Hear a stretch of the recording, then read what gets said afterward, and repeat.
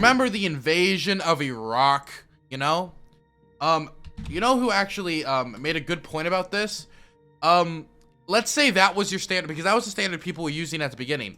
Here is a map on the left. Now, this map, I could dispute a few things in this map. I would say not having this colored in is kind of, you know, being a little generous to Ukrainians, and right here too. I would say you could probably color in more stuff over here.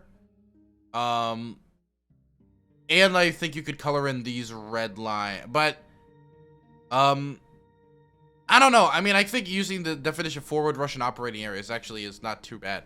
But anyway, decent map. Not the best map, but decent map, right?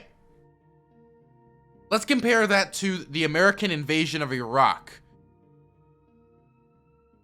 in 2004, at this point of the invasion, right? Now, you might be thinking, well, that's crazy. We didn't capture that much. We only captured that orange bit. Did we do like a paratroop landing?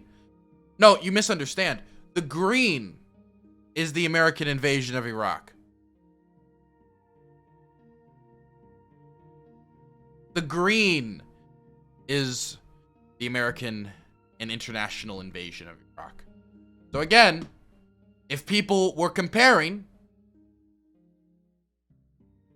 spam will get you banned. I don't know why you're doing it. Anyway, if you are comparing this invasion to another modern invasion between two standing armies, Ukraine at this point in the war, America is invasion of Iraq at this point of the war. Is Iraq about the size of Ukraine? Honestly, I don't think that matters too much, considering, once again, the Russians haven't captured anywhere near this amount of size and territory. Now, there's a lot of stuff that goes into this. Number one, Saddam Hussein is probably a lot less popular than the standing government in Ukraine, because he was a brutal genocidal dictator, right? Who failed an invasion into Kuwait and sent their people to die in their masses while invading Iraq. Still, I would say, like, there's a few factors that go into this comparison. I still think it's significant when showing that, yeah, Russian plans are not going according to plan, quote unquote. I would say the biggest factor that leads to this is probably good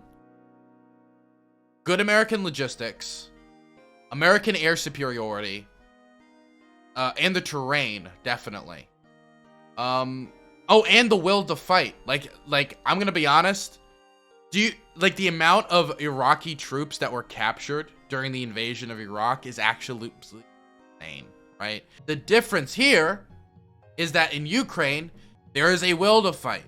The terrain is pretty different.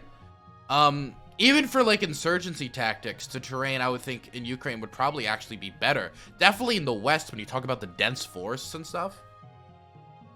There's other factors involved, but basically what I'm saying is the early Iraq comparison that people used to try to say that, look, don't worry about it, like it took, like Iraq didn't fall in 3 days.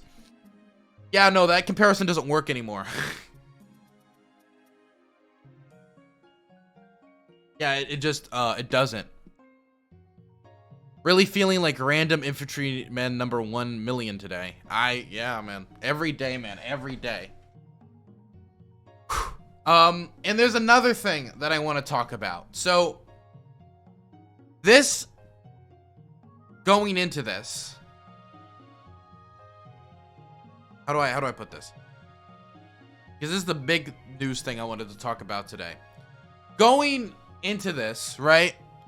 I knew that casualty reports were going to be very difficult to come by. Accurate ones, that is.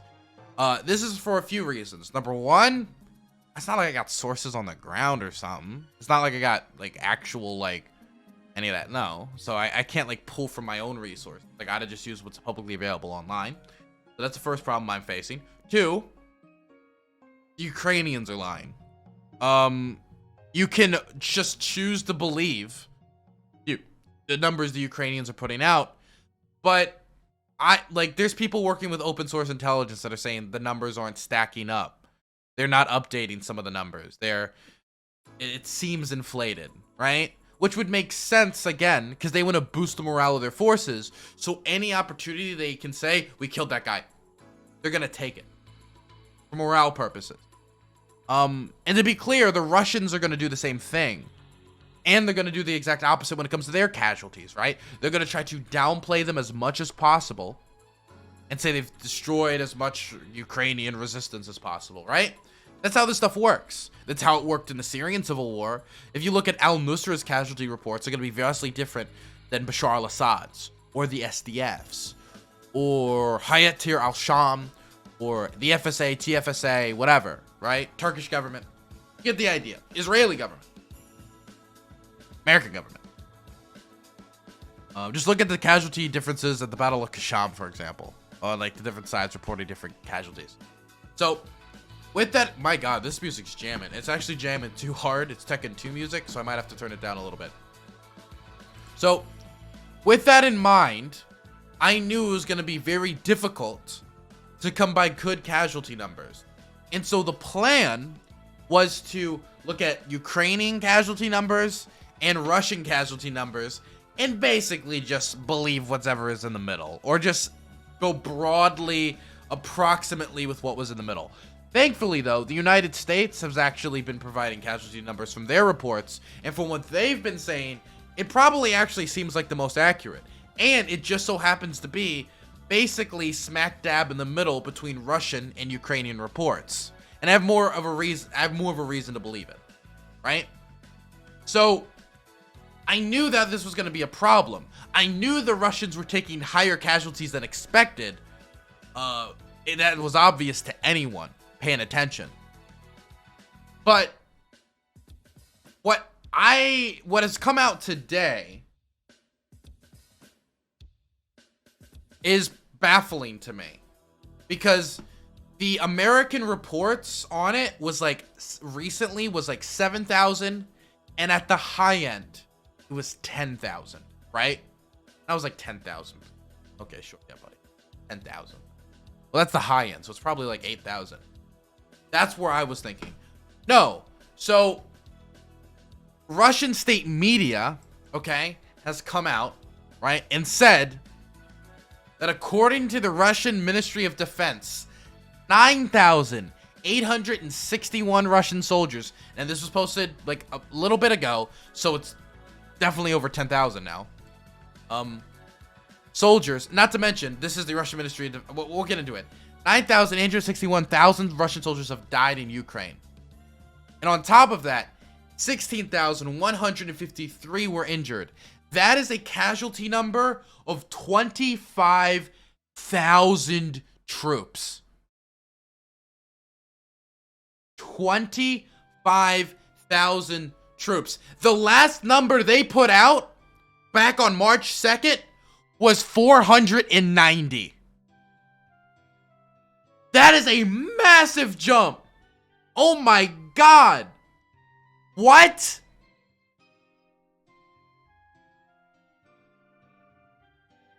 That's insane. This is higher than what I thought. This is much higher than what I thought. When I say it much higher, I was thinking more like 7,000 to 8,000, right? Which was, I was going with low-end US estimates.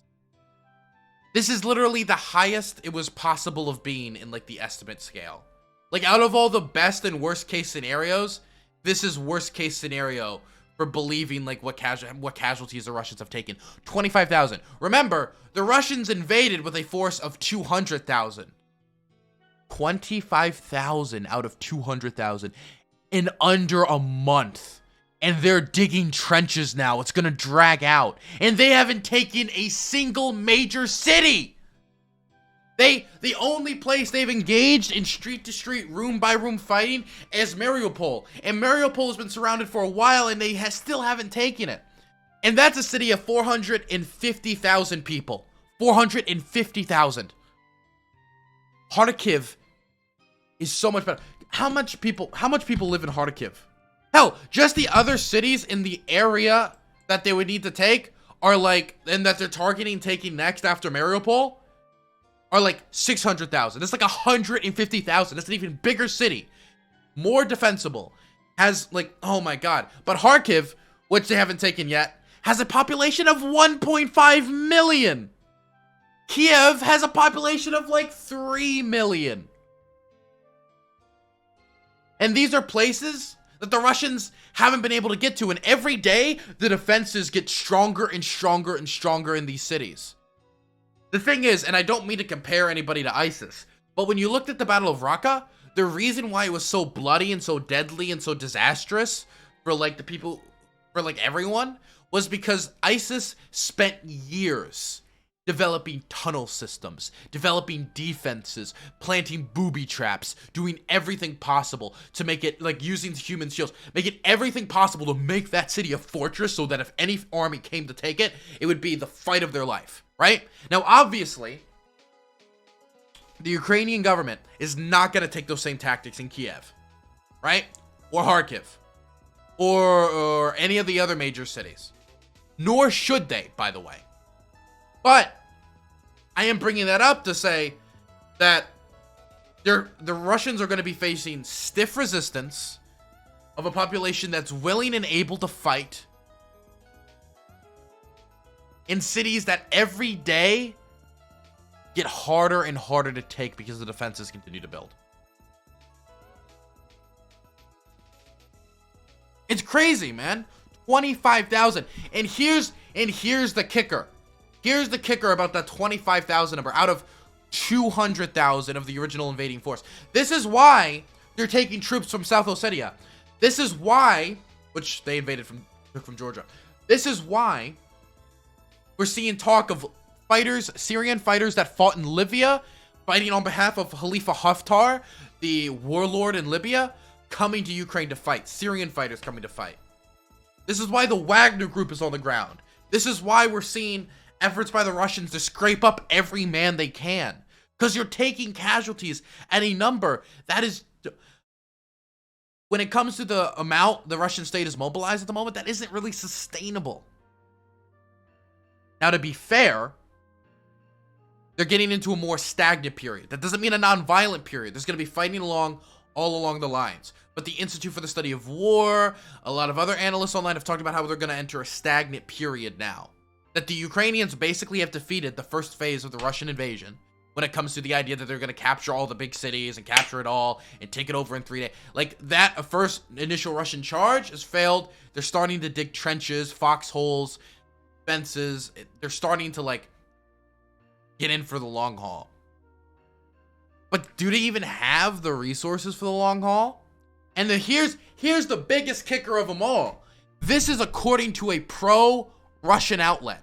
25,000 casualties. Pro-Russian outlet.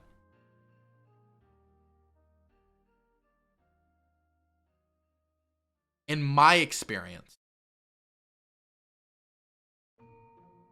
when one side says their casualties are here, you can assume they're higher. Because each side wants to keep the public statements on casualties low in order, you know, keep morale up. Not remind everybody the actual toll of war, you know? The Ukrainians are doing it. It's undoubtedly the Ukrainians are doing it. And the Russians were doing it up until today. And they possibly still could be. This number could be completely wrong.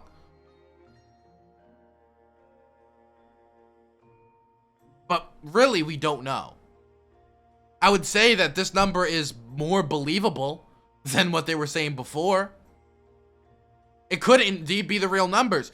But here's the shit that now this makes it confusing. This is when I start, like, I start questioning stuff, right? So, I would also like to say, as this reporter talked about on the ground, I follow this guy, by the way. He's in Kiev right now. He's doing really good journalism. As this reporter stated, the Russians in under 1 month have lost more troops than the United States did during the entirety of the Afghanistan and Iraq war. Oh, and that's not even just the Americans. That's the entirety of the coalition. So this isn't even Americans. The entirety of the coalition. Both invasions.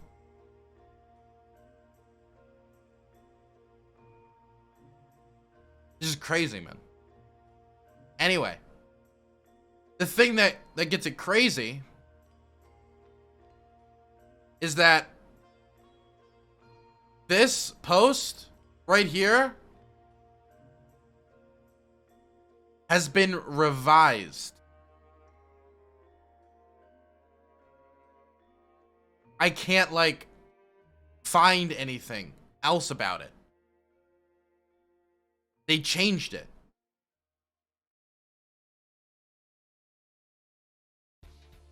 I can't find anything about it. If you look at, like, Russian casualties, if you just Google it. Do they count captured soldiers? Like you're seeing, like, a bunch of posts about it.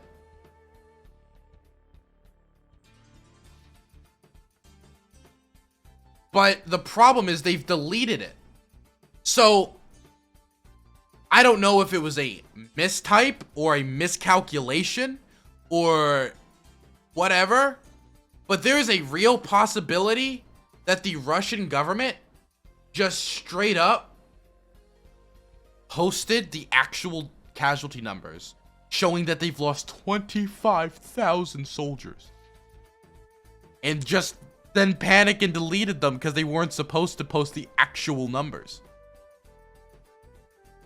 That is an actual possibility here. Because the Russian government took it down. The numbers went down.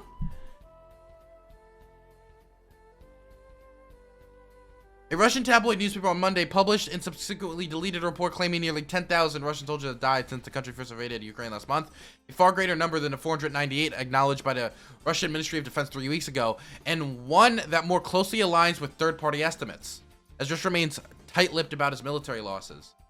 The pro-Kremlin tabloid published an article Monday claiming that basically 10,000 members of the Russian armed forces had been killed, and another 16,000 had been injured. So it's actually 26,000 casualties. Citing the Russian Ministry of Defense, according to an archived version of the article and screenshots from the Wall Street Journal and ABC News. Can we look at the screenshots? Okay, here it is right here. There's a bunch of words in a magical wizard language, and then 9,861, 16,153, right there. The Russian language is very beautiful. It was just a joke. Please do not take offense. The figure was not formally released by the Ministry of Defense, which has been secretive about casualty counts, and last received an official estimate of March 2nd, which claimed 498 troops had been killed and 1,597 had been wounded. The paragraph containing the figure no longer appears in the article. Western Ukrainian sources think Russia's casualty count is far larger. U.S. intelligence conservatively estimated 7,000 of the roughly 150,000 troops deployed in Ukraine had died. Ukraine claimed 15,000. See, this makes the most sense, honestly. Like, laid out. Like, the thing is, if it was like some crazy number, like 20,000 or 30,000, I wouldn't be willing to believe it. But this basically lands smack dab in, like, perfect among, like, the casualty estimates. Like, this is within the range of what we expected.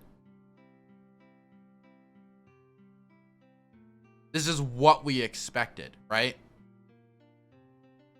Like, in the range. It's on the high end of the range, which is why I'm shocked that a Russian tabloid would publish those numbers.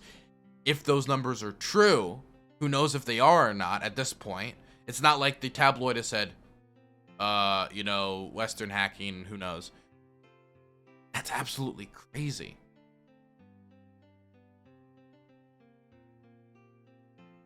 My goodness.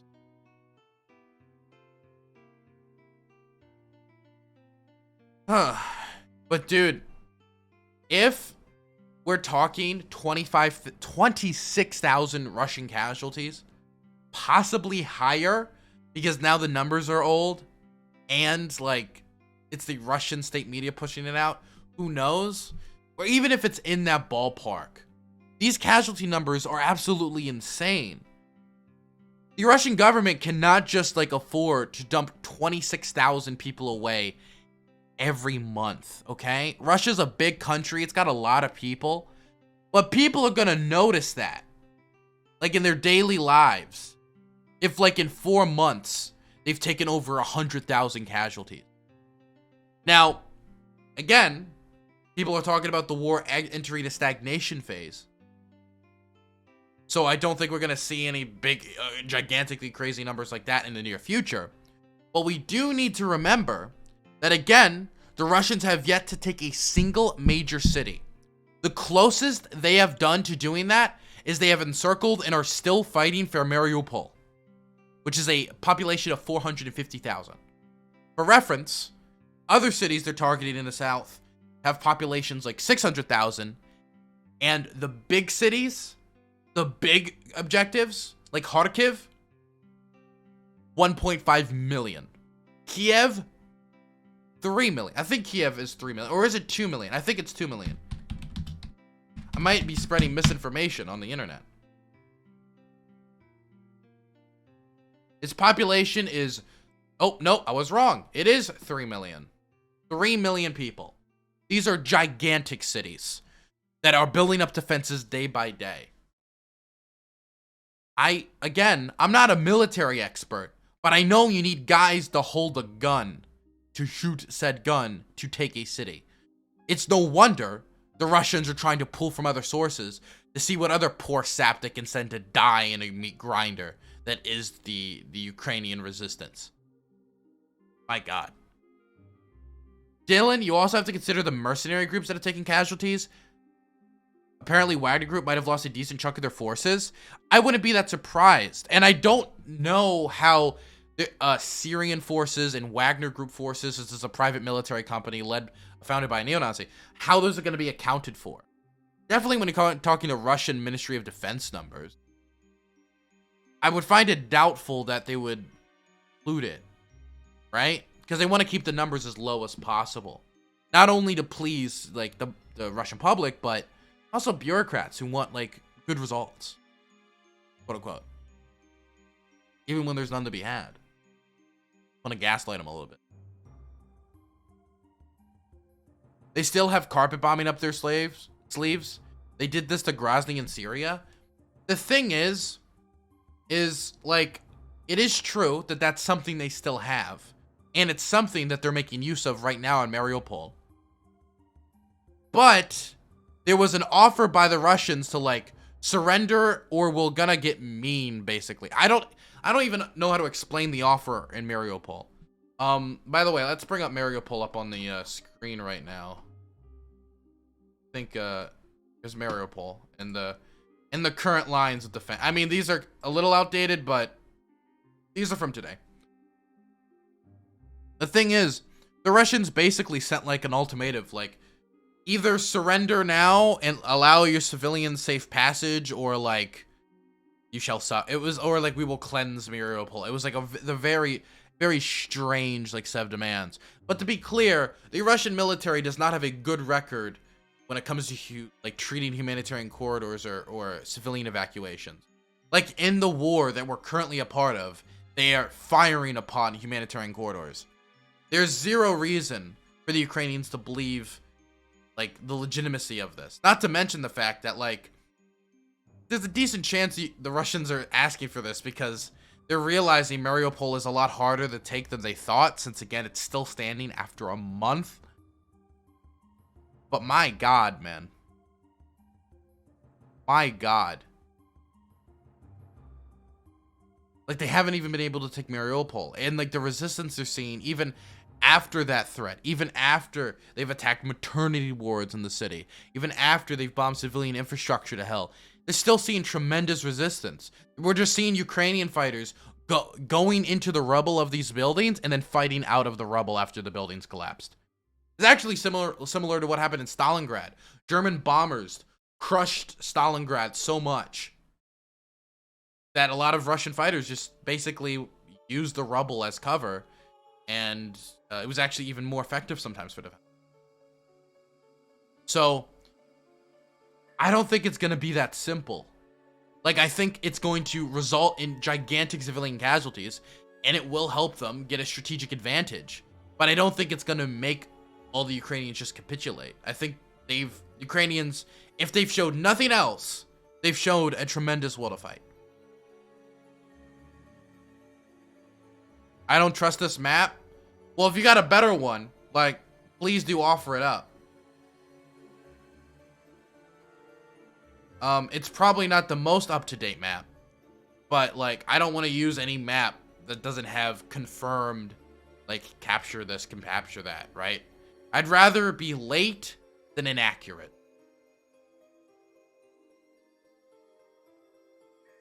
Somebody in chat said, don't talk shit about maps during map time, please. Oh my god, I love it. Emotional investment in map time growth. Okay. Anyway, if this stuff is true, whether it came out by an accidental leak or anything, it would make sense, but it would still be on the high end of what we were expecting. And to me, seems unsustainable.